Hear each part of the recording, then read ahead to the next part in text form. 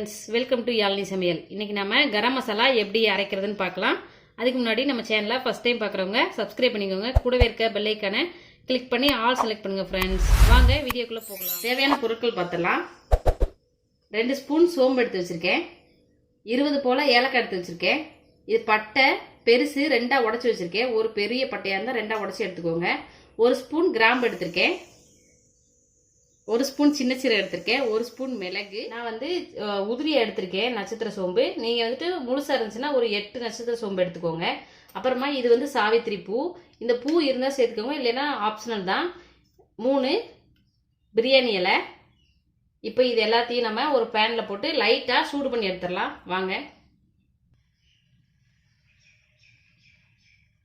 இப்போது நம்ம பாத்திரத்தில் நம்ம மசாலா எல்லாத்தையும் சேர்த்துடலாம்.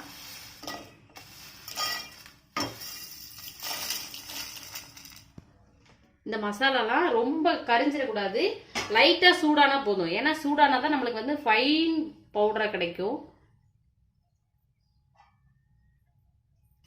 அதனால் எல்லா பக்கமும் நல்லா சூடாகிற மாதிரி நல்லா வறுத்து எடுத்துடலாம்.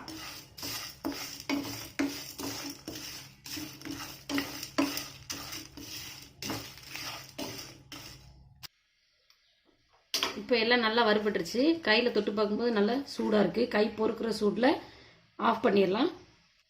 இதை ஆறவும் நம்ம மிக்சியில் போட்டு அரைச்சி எடுத்துகிட்டு வந்துடலாம். அவ்வளோதான், நம்ம கரம் மசாலாவை அரைச்சி எடுத்துகிட்டு வந்தாச்சு.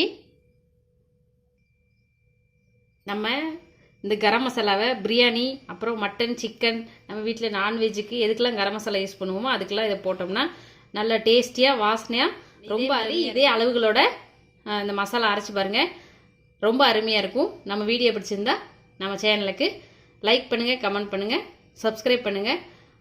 அப்புறமா உங்கள் ஃபேமிலி அண்ட் ஃப்ரெண்ட்ஸோட ஷேர் பண்ணுங்கள் ஃப்ரெண்ட்ஸ். தேங்க்யூ ஃபார் வாட்சிங்.